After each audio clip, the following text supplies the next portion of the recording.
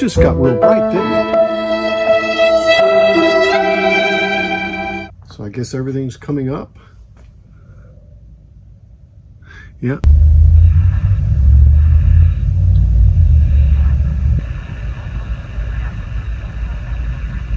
Anyway, I'm sitting here checking voltages today, and what I've found is that I've got 105 volts here. I've got 115 here, so I've got some drop here, which is fine. I get up here, and I almost don't have any voltage at all on this end. I have it here, so I checked this resistor here, this 470k ohm resistor, and it seems like it's open. Here's the resistor right here. When you look at it, it looks kind of chalky, like it got overheated, baked maybe a little bit. So what I need to do is I need to replace this resistor and do some tests.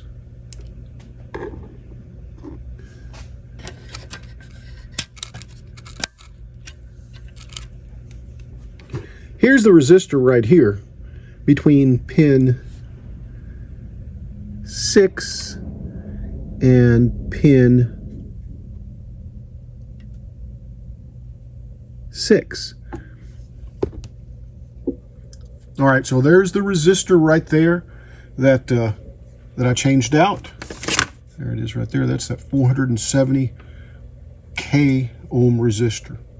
We'll see if that does any good. I'm going to do some voltage tests now.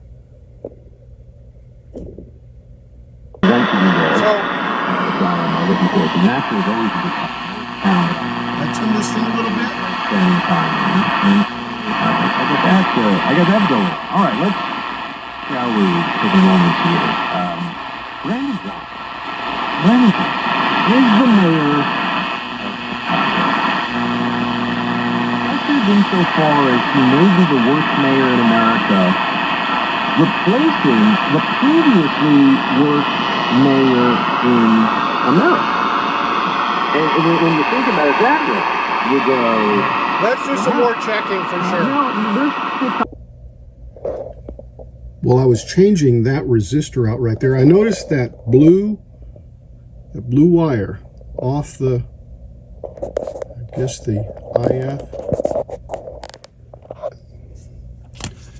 is really falling apart.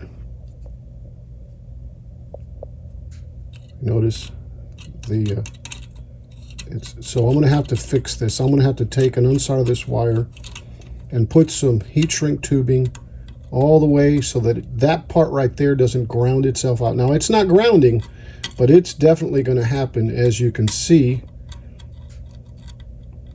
it's falling apart really easy. So I've got to fix that there before I can continue testing.